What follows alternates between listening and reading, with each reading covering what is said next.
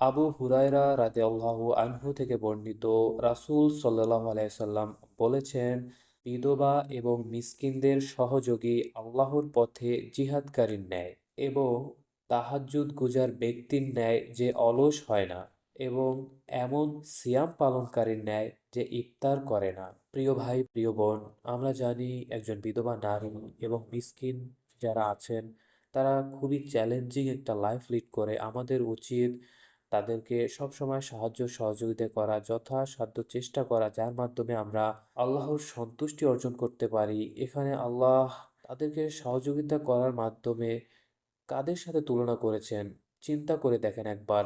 যে তাহাজ্জুদ নামাজ পড়ে তার থেকেও একজন বিধবা এবং মিসকিনের সাহায্যকারীর দাম অনেক বেশি। যে আল্লাহর পথে জিহাদ করে, যে রোজা রাখে কিন্তু ইফতার করে না, এদের থেকেও দাম আল্লাহ তাদেরকে বেশি দিয়েছেন যারা বিধবা এবং মিসকিনদের পাশে থাকেন। সুবহানাল্লাহ।